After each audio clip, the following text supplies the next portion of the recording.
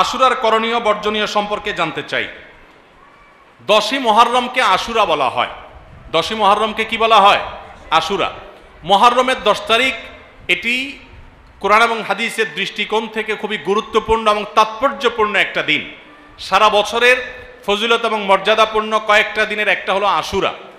মুহররমের 10 তারিখ বা 10ম দিনটি এটি তাৎপর্যপূর্ণ হওয়ার কারণ হলো এই দিনে আল্লাহ রাব্বুল আলামিন পৃথিবীর ইতিহাসে বহু নবী রাসূলকে অন্যায় এবং বাতিলের বিরুদ্ধে বিজয় দিয়েছেন।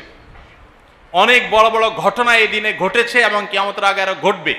এই দিনের সবচেয়ে বড় ঘটনা যেটি ঘটেছে বা সবচেয়ে বড় আলোচিত ঘটনা হাদিসে সেটি হলো এই দিনে আল্লাহ নবী মূসা আলাইহিস সালামকে আল্লাহ তাআলা ফেরাউনের বাহিনীর বিরুদ্ধে বিজয় দিয়েছেন। মূসা আলাইহিস সালাম এবং ঈমানদারদের বিজয়ের দিন এটি।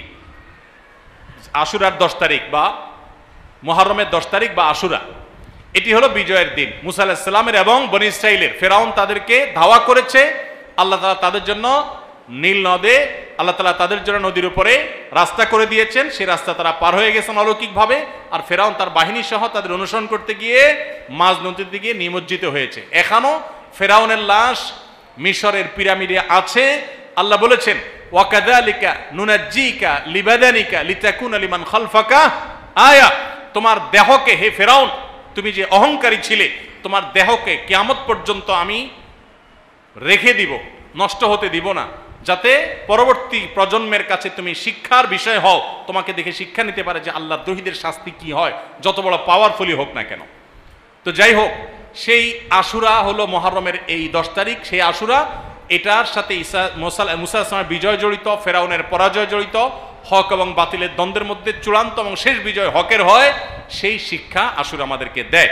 আশুরা উপলক্ষে আমাদের করণীয় হলো 2টা রোজা রাখা। সবচেয়ে উত্তম হয় 9 এবং 10 রাখা। কেন উত্তম?